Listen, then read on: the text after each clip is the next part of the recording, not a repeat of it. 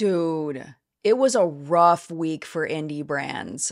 Oh my goodness. We have three brands that we're going to be talking about and things that are changing with these small businesses. One of them, unfortunately, is closing down completely. The second one is having to rebrand due to a lawsuit. And the third one is just cutting back on production. And then we have a potentially huge story breaking. Selena Gomez may be selling Rare Beauty. And it's like, I saw that and I was like, what is Rare Beauty without Selena Gomez? I have so many opinions on that one. And then when we get to legal news, we have a class action lawsuit that was against Sephora dismissed this week. And it was all the faults of clean beauty. Because of course it was. If you are interested in those stories and so many more, we are about to jump into this week's news right now.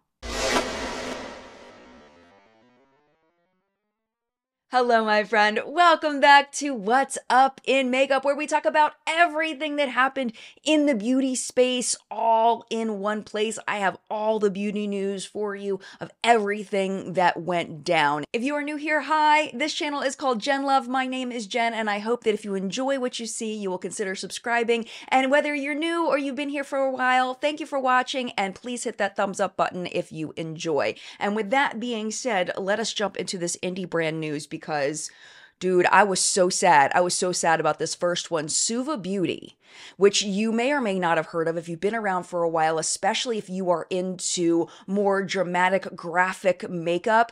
This is a heartbreaker. Their Hydroliners changed the game for colored eyeliner and artists everywhere. JENLUV Beauty was sold all over the world and also had a big presence at makeup artist trade shows. But unfortunately, the days of JENLUV Beauty are no longer. Their CEO, her name is Shayna Azad. She announced on all of their socials that they are in fact closing down. Here is a clip from Shayna's video. Hey everyone, my name's Shayna Azad. If you know me, awesome. If you don't, well, I have a very important announcement to make in this video. And I was working in the industry as a freelance makeup artist. And I had this idea, and I had many ideas, but this one idea, I was able to turn that into a physical product. And that physical product is what is now today known as JENLUV Beauty Cosmetics. I ended up hiring my first part-time employee in 2015, working out of my family room. And then in 2016, we actually got our first small office and warehouse space. That's the same year I got pregnant with my first son, my eldest, and also the first year we ever attended a trade show. And then in 2017, I ended up hiring my first full-time employee, and she has been with me ever since. 2018, we expand into retail. I remember walking in New York City off of Soho into a luxury department store and seeing a huge JENLUV Beauty gondola. That was a surreal moment. I couldn't believe it. 2019, I have my second son, and we expand even further into retail brick and mortar around the world, not just across the US. This was in Europe, in Australia. We were in over 30 different countries around the world. And in 2020, my husband and I, we ended up buying our first house. And that's the same year the world shut down. And JENLUV Beauty went viral. We were the hottest graphic liner colored cosmetic brand out there. Everybody had Hydroliners. We ended up moving into a space that was 6 times larger than our first. My eldest son started kindergarten. I blinked, I looked up, and our team had grown exponentially by more than 4 times. I didn't even know how we had gotten to that point, and I don't know if I took a moment to even sit down and appreciate it. And then in 2023, our largest retailer declares bankruptcy. Shortly after, my father had a heart attack. Alhamdulillah, he's doing much better now. But that shifted my priorities significantly. And the world since then has continued to reveal its truths. And the time has now come for me to say goodbye. And JENLUV Beauty is going to be closing its doors. This chapter in my life has come to an end, and I am so grateful, forever grateful to everybody who has ever supported us. I appreciate you so much. Our friends and family, You have no idea how much you mean to me. We wouldn't be here if it weren't for you. So now the time has come to say goodbye. This is not goodbye forever. It's just a goodbye for now. And I hope to see you on my next adventure. Bye, everyone. So I promise y'all, I promise I do not do this on purpose. It's just Forma is responsible for a lot of bad in our industry, and this is just another victim. The company that she's talking about, the retailer that was their major retailer that declared bankruptcy in early 2023, was Forma Brands. And as I combed through all of those bankruptcy documents over that full year that things were just dropping and dropping and dropping, and we were learning so much about the brands that were involved with this Forma bankruptcy, we had talked about how Suva Beauty was on the list to be owed money. According to the bankruptcy documents that I'm putting on the screen now, Suva is listed as a non-priority creditor, meaning exactly that, they are not a priority, and that they were owed nearly $400,000.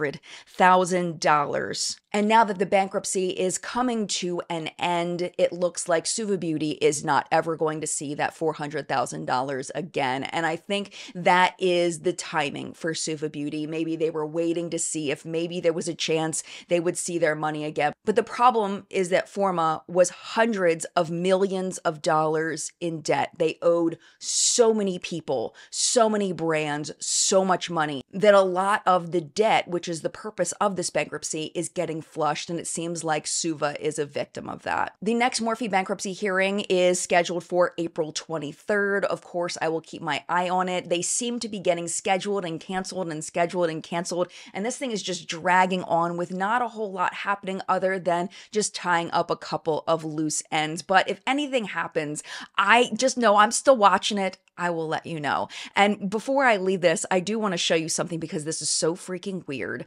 I was in my closet the other day. I had cleaned out this travel bag of mine. It was a duffel bag that I used to use when I went to different events. And I'm walking through my closet and I see on the floor this right here. This is literally 2 days ago. Check this out. So this is a receipt from Suva Beauty at IMATS when I bought the Cupcakes and Monsters palette in 2018. Why do I have this receipt? I have no idea. And why did it fall on my floor and I found it 2 days ago? I have no idea. But I felt like the universe was telling me to show this to you.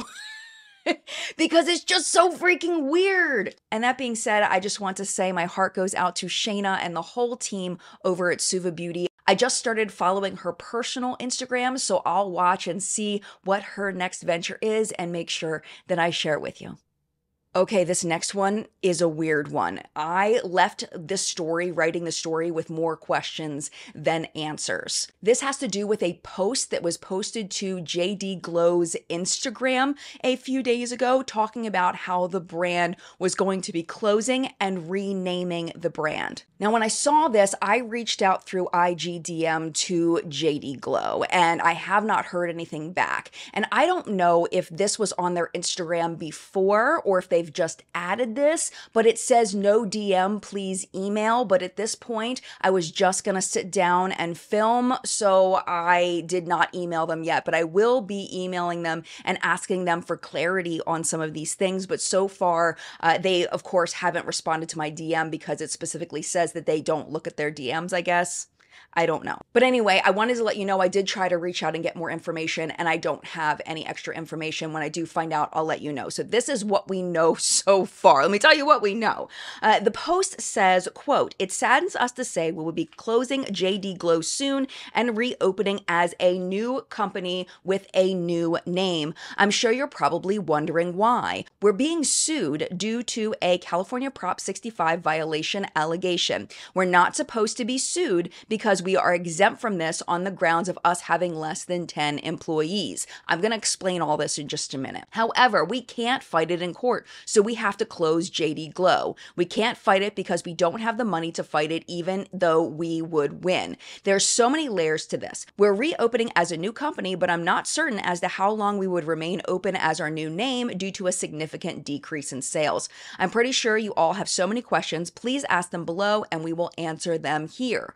Note, if you don't show up for court, the other party automatically wins via default judgment. We're located in Louisiana. Our court hearing is in California. The comments next to this post are a hot mess. It is fighting. A lot of fighting. And the fighting has to do with people that think California's Prop 65 is bullshit, and people who think that it is valid, and they're upset with JD Glow for not living up to the expectations of Prop 65. If you don't know anything about Prop 65, don't worry, I'm going to explain it just very quickly. But one thing that if you live outside the US that's important to know is that every state can have its own laws. We have the federal law, and then each state has choices over what it can regulate. And Prop 65 is something that California has chosen to do. And basically, it's clean beauty on steroids.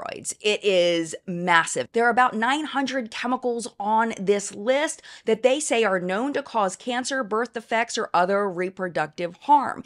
It does legitimately include some harmful chemicals, things like asbestos, benzene, formaldehyde releasing agents, but it also includes FDA approved ingredients, things that do not cause harm in the concentrations that they are used in cosmetics or in other products. And that's what makes this so complicated, because of course there are things on Prop 65 that are legit dangerous, but then they have ingredients that maybe in 1972 they injected it under the skin of a mouse, and oh my goodness, the mouse got cancer. Well, of course they did. If you visit California, you will see these Prop 65 warnings everywhere, from gas stations and coffee shops. You'll see them in Disneyland. You'll see them everywhere. You see them so often that a lot of Californians are just desensitized to them and just don't pay attention to them anymore. So the question is, what did JD Glow violate? What's this lawsuit about? In a comment next to this Instagram post, they said,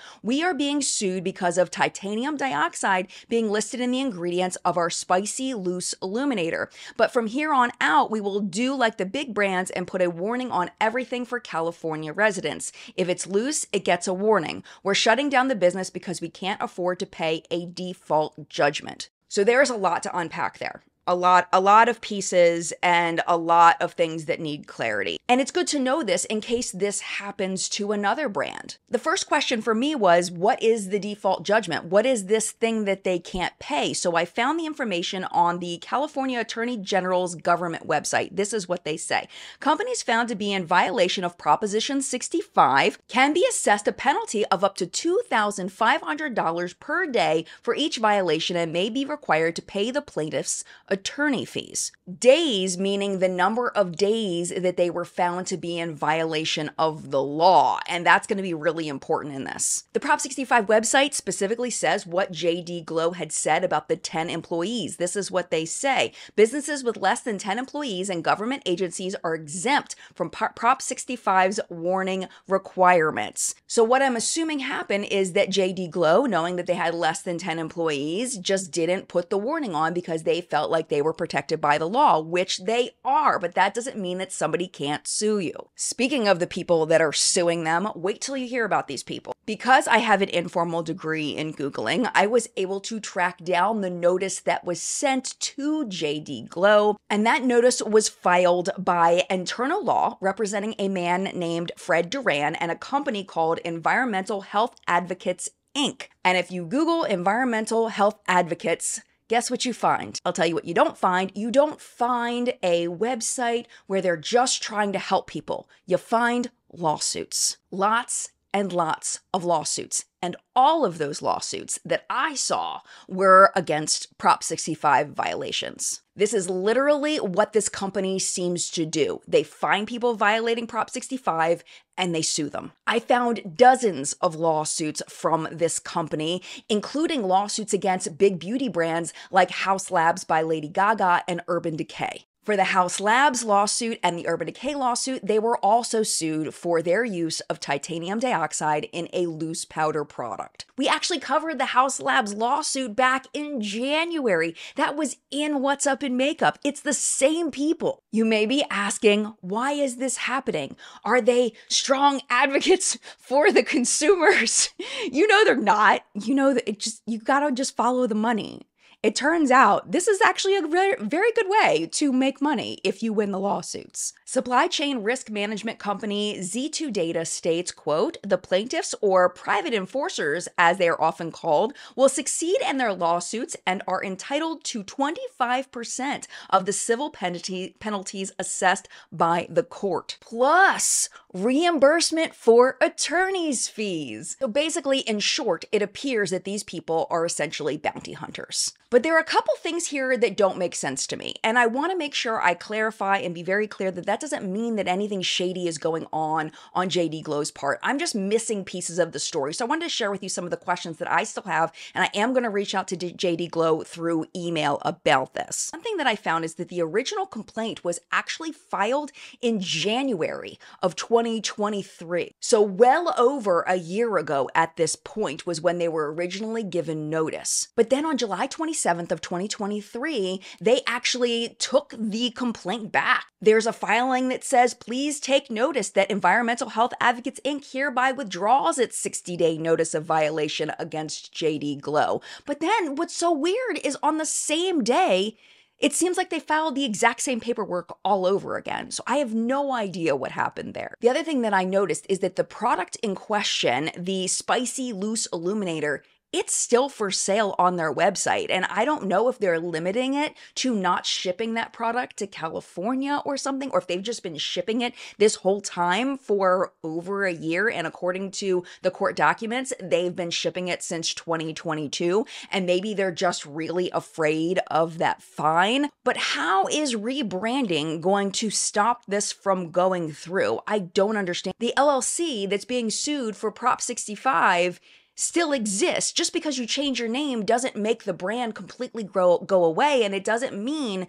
that that brand still can't be held accountable. I am so confused, and I'm really, really hoping with my entire soul that JD Glow is talking to a lawyer about this and finding out legally that this is the best path rather than just kind of guessing and trying to avoid paying the fees. But the other thing that doesn't make any sense to me is that they're right. They should win this. They shouldn't have to pay any fees because they have less than 10 employees. If they're being honest about that, they shouldn't have to pay any fees. But their thing was that if they don't physically go to California, then they are just automatically going to lose. But isn't there a system where you can call in virtually? I've been following the form of bankruptcy forever, and they all call in virtually. There's very few of them that actually show up in person. So I am not a lawyer. I don't know, but it seems like there would be a way for them to address this from Louisiana without having to go all the way to California. And even then, wouldn't you be able to get a plane ticket from Louisiana to California? And that would be much cheaper than having to pay any kind of fines. I just don't understand this logic at all. It makes no sense to me. I know it sucks to pay a few $100s for a plane ticket and for accommodations, but if that's the way that you're not going to owe thousands and thousands upon thousands of dollars for this, they probably wouldn't even need a lawyer because it is right in the law that if you have less than 10 employees that you don't have to abide by Prop 65. So I don't know. I'm just sitting here with so many questions, but if I hear anything, I will 100% update you on it. All right, indie brand number 3, and this is one that just came across my feed not that long ago, and they are restructuring. So this is what's happening. The brand is called Filipina Beauty. We've been featuring them recently on What's Up in Makeup for their little lip balms, the ones that looked like breakfast. The whole brand is a tribute to Filipina culture. Here is the video that they posted to Instagram on March 21st. My business is closing, and here's why. In just under 2 years, you guys blew my business up, and while I'm very, very thankful for all the support, I honestly just couldn't keep up with the demand. There were a few hiccups along the way, like missing or late orders, unanswered messages and emails, and missed opportunities. As a small business owner and a full-time mom, I don't think this season of my life is meant to juggle big things without sacrificing my mental and physical health. When the brand was new, we focused on limited edition products, and once it's gone, it's gone. My current business model will be closing, and I will be going back to smaller batch, artisan-made products that continue to celebrate the Philippines, and I hope you continue this journey with me as you have the past 5 years. Hannah, the owner, clarified in a response post, quote, "Filipina was an outlet for my art and advocacy for my culture, and I'd like to stay true to that, but I do need to scale back a lot because it's not sustainable at the moment, and I can't keep up with the orders, plus doing social media, plus design work, plus mom stuff. If you know, you know." So thankfully, Hannah is going to continue to create things just on a much smaller scale, so if you are interested in those products, you may want to watch them very closely.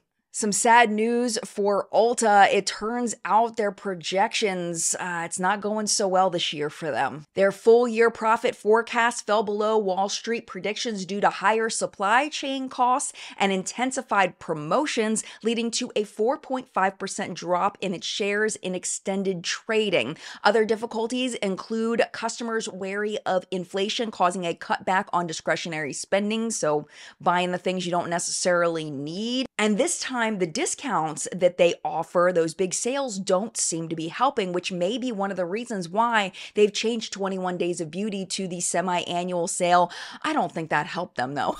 I don't know. Maybe if they were trying to reach people outside of social media, people that just don't understand what 21 Days of Beauty means, and they understand what the word sales means, so that's why they changed it. I don't know. That's my guess. But apparently the sales don't seem to be going great for them so far. Reportedly, another huge problem with Ulta is retail theft and also damaged products getting to customers. And what I understand, if it's a customer return, meaning that, you tried it, you didn't like it, you returned it, because we can do that here in the US, that the brand eats that. But if a product is damaged in shipping, then Ulta has to pay for that. That is not the brand's responsibility. Apparently, specifically the theft and the product damage is not balancing out the 10% increase in retail sales that they've had. They have more losses than they have gains in that. I am very curious to see how Ulta handles these issues going forward. And of course, if I hear anything, I will be sure to let you know. It is hard to deny the success of Rare Beauty by Selena Gomez. And I think personally why I think they're doing so well is that they're clearly, in my opinion, targeting a millennial consumer first, but also they've appealed to Gen Zs, they've appealed to even Gen Alpha, and also they haven't made Gen Xers and Boomers feel unwelcome with the brand. Rare Beauty, I feel like, has done a fantastic job of making everybody feel welcome in purchasing their products. The formulas are consistently good, if not outstanding, with very few products that I've tried that I haven't enjoyed. And what's so important in a makeup company is those repurchases. People who go through the product and then want more because this is now a staple in their collection. But has Rare Beauty hit its peak? That is the question, because if it has hit its peak, this may be a great time for Selena Gomez to sell it. This week in Bloomberg, they reported that Selena has hired advisors to help her field incoming investor interest in Rare Beauty. Earlier this year, Business of Fashion said that Rare Beauty had passed $400 million in net sales in the 12 months ending February of 2024. For comparison, the only celebrity brand that is beating Rare Beauty in sales right now is Rihanna's Fenty Beauty. Kylie Cosmetics, at their peak, at their height, hit $300 million in sales, and then they just kind of dropped back down. According to the same article, multiple sources stated that Rare was flirting with options, though the brand itself has stayed quiet. Apparently, buyers have been knocking down the brand's door despite its association with a celebrity. Because what they're saying is that Rare Beauty has surpassed Selena Gomez's influence. That yes, people buy because of her, but because they have now fallen in love with the products, it won't really matter that much if she leaves the brand as the owner. Now, this is the big number. How much are they looking to sell it for? It's a lot. So the rumor is they're looking at $2 billion plus as the price tag. An article that I read where a professional in business was looking at this, they were like, well, they probably won't get $2 billion. But $1 billion is very, very probable. Somewhere between $1 billion and $2 billion, which that's still a lot of money. To compare to that, Tom Ford Beauty sold to Estee Lauder for $2.8 billion. And that's freaking Tom Ford. Sources close to the company told Business of Fashion that a sale is only one of a few options that also include an IPO or a partnership with a private equity sponsor. So if Rare Beauty did sell, how much would Selena get? Of course, us nosy noses, we want to know. And we're probably not going to know, but what we do know is that Rare Beauty doesn't have a parent company and they don't have any large investors. It seems like it's Selena and two other people that are the big investors and creators of this company. So conservatively, let's say she owns 1/3 of the company, and then you add in the money that she makes in her acting and her singing. The sale of Rare Beauty would make Selena Gomez a billionaire. But my big question on this is, if Selena leaves, what's the impact on Rare Beauty? Because Selena has 429 million followers on Instagram that she brings to the brand. She frequently attends events, and it seems like she's pretty heavily involved, at least in the makeup stuff that Rare Beauty has been creating. I would dare to say she wasn't as involved in the creation of these skincare products, namely because that packaging is so freaking hard to use. I did a full review on the Rare Beauty skincare stuff, the body lotion, the hand lotion, all that. Selena's really big on people with mobility issues being able to use her products, and those products were not friendly for people that have grip issues and things like that. So I don't know how involved she was in that process, but she seemed like she was very involved in the makeup development. If you're a Rare Beauty fan, no need to worry about this anytime soon. It seems like the fastest, absolute fastest this could go through would be in sometime in 2025. Speaking of big brands crushing it, we all know that e.l.f. Cosmetics has been doing amazing for a very long time, but did you know how well they're doing? They're doing really, really well. Not even just when it comes to makeup, like just in general as a business compared to other businesses. They're freaking crushing it. They are doing so well that CEO Tarang Amin rang the opening bell at the New York Stock Exchange on March 18th. Why did he get this honor? Well, they were first celebrating their 20th birthday as a brand, and then second, their stock price has increased, get this, over 1,500%. in the last 5 years, making it the best performing stock on the New York Stock Exchange during that period. On the entire New York Stock Exchange, of all companies, all of the companies, everyone. Like, oh my gosh, I didn't realize it was that big. Like, I knew that they were like doing really well in the beauty space, but I didn't realize they were doing that well just in general. You have to tell me whether you think this is true. This is what Tarang Amin said about e.l.f. Beauty. He says that they are a bold disruptor with a kind heart that combines value with values. He also credits their relationship with their customers. What do you credit for e.l.f.'s growth? What do you think? I personally feel like it really is about creating a high quality product at a low cost, and also the marketing for e.l.f. I feel like they've done a really good job creating very fun marketing campaigns that get people excited about the product. They make their customers laugh. They make people feel engaged with what the brand is doing, and it's just overall a likable brand image. And I think that that has made a huge difference in the growth of e.l.f. Beauty. But I want to know what you think down in the comment section down below. And in legal news this week,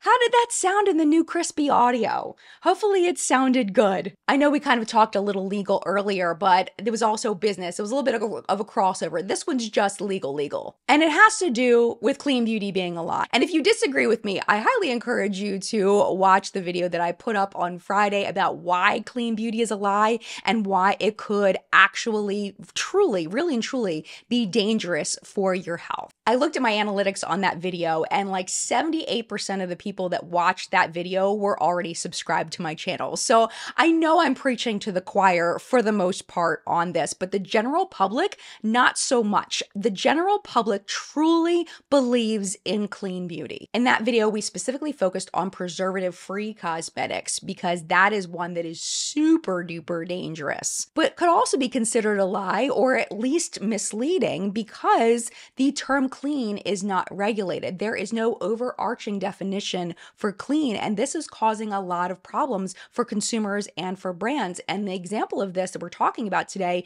is Sephora and the class action lawsuit that was brought against them because this particular customer said that they were confused about what clean at Sephora actually meant. In November of 2022, a woman named Lindsay Finster filed a lawsuit against Sephora claiming that they misled customers with false representations and omissions regarding its clean label and that it violated violated New York general business law. According to the complaint, the alleged damages, including statutory and punitive damages, exceeded $5 million. So the crux of this is that Lindsay believed that clean beauty always meant something, but that clean at Sephora actually didn't mean the things that she thought it meant. This is what Lindsay thought clean at Sephora meant. She said she thought the seal meant that they did not contain any ingredients that were, quote, connected to causing physical harm or irritation and were free from synthetic ingredients. Red flag alert, boop, boop, boop, boop, boop. Should I wave my red flag? Lots of red flags going on here. Poor Lindsay. So first, connected to causing physical harm. So if I accidentally poke myself in the eye with eyeliner and I have to go to the doctor because I just scratched my eye, is that causing physical harm? Maybe. Second, that ingredients wouldn't cause people irritation. And if you read any of my comment sections where we talk about these kinds of things, there are a lot of ingredients that cause irritation for a select group of people, but not for the vast majority of people. So for example, avocado oil. Some people with latex allergies cannot have anything with avocado oil. Fragrance is another example. And not just the word fragrance, undisclosed fragrances, but fragrance oils. People are sensitive to all kinds of ingredients. And that's not to mention common allergens. Gluten in cosmetics can cause a physical reaction for some people. Dairy in cosmetics, nuts in cosmetics, there's macadamia seed oil, stuff like that can cause allergic reactions in people. Should we not say it's clean at Sephora because it has some kind of nut oil in it? Or it has niacinamide because that causes skin flushing in some people. It's just not realistic. We wouldn't be able to make anything. Because literally there's so many ingredients that somebody is sensitive to. And then the last thing, free from synthetic ingredients. My friend Lindsay, I am so sorry. I'm so sorry that Clean Beauty has lied to you so hard because legit, pretty much every ingredient is synthetically processed in some way or another. Even the things that look natural have been processed by people. And a lot of those synthetic ingredients will not hurt you. They legit, literally, scientifically, there's no research that says that some of these synthetic ingredients will hurt you. Poor Lindsay. And I honestly blame the clean beauty advocates and these stupid Netflix documentaries that are full of misinformation. It makes me so mad for Lindsay because this woman spent time during the case providing a long list of synthetic ingredients found in Clean at Sephora cosmetics that she found had been linked to irritation and other human harm. So last year, Sephora moved for a dismissal claiming that its marketing was straightforward and its Clean at Sephora cosmetics were not marketed, labeled, or sold as all natural or free from any harmful ingredients, which is true. They never marketed it like that. It's just what she believed because she's so deep in this clean beauty marketing. Sephora has a list of specific ingredients that cannot be contained in a product labeled at Clean at Sephora. So things like mineral oil, talc, oxybenzone, petrolatum, phenoxyethanol, retinol palmitate, sulfates, and of course, parabens. So the judge basically said that. They're like, no, Sephora said what it was. You believed it was something else. That was on you because Sephora was pretty clear what it meant. But when it comes to clean beauty, the problem is it's not regulated. And Lindsay, I think, thought that it was and went through all of this time, all this effort for absolutely nothing. It is truly up to the brand or the retailer to decide what clean means to them. And unfortunately, Lindsay and her lawyer found out the hard way. And finally, for our lighthearted story of the week, we have a contest. This is by CoverGirl. Have you ever wanted to be a CoverGirl? Have you ever imagined yourself as a CoverGirl? You now have an opportunity to enter the hashtag Be a CoverGirl contest. There will be 3 grand prize winners that will become the newest faces of CoverGirl. To enter, participants have to complete a registration form and upload a 1-minute video or a TikTok link expressing why they want to be the next CoverGirl. Entrants do not have to be feminine, flawless, or famous to enter. CoverGirl has partnered with 10 what they call mid-tier creators, that's like my size, and 3 mega creators, which is typically over 1 million followers, to inspire people to participate, including Leilani Green, Amanda Diaz, and Amira Despain. Or is it Amira Despain? I'm so sorry. These mega creators, I've lost track of all of them. I'm so sorry. Coty's chief brand officer, Stefano Curti, said, quote, "Today we are thrilled to live this mission in a new and thoroughly modern way by harnessing the power of social media to discover the unique talents and voices out there and inviting them to become an active part of the CoverGirl community." So to enter to win, you are going to go to beacovergirl.com. This is open to people 18 and older. You have to live in the United States though, and you cannot live, strangely, in Hawaii or Alaska. But residents of Washington, D.C. are eligible to enter. Winners will get 2 round-trip plane tickets to New York City with hotel and accommodation. The contest does end on April 19th. If you do enter, please let me know so I can support you in any way possible. If they have some kind of voting contest or something, I definitely want to support you. And that, my friend, was what's up in makeup this week. Thank you so much for watching. And of course, thank you as always to the What's Up in Makeup Facebook hunters. Their names are scrolling below me. Thank you so much for all of your submissions this week. I appreciate you so much. Our chat today is going to be at 10 a.m. Eastern time. Hopefully you can join us. Just a quick announcement about chat.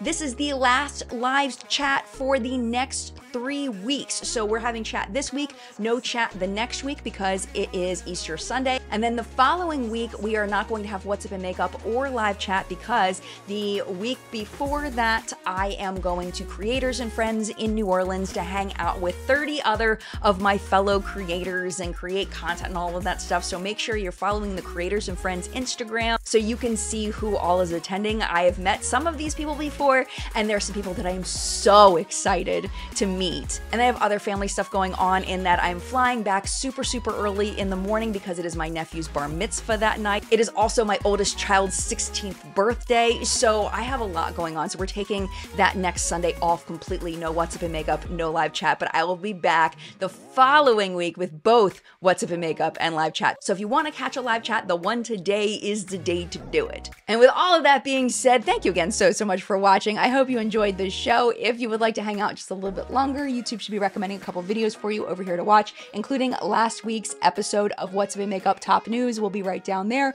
YouTube's going to pick the top video based on your viewing history, but if you do have to go because you have stuff to do, it is no problem at all. Thank you for hanging out as long as you did, and mad love to you, and I will see you in a video very soon. Bye! I almost started clapping for some reason. I don't know why.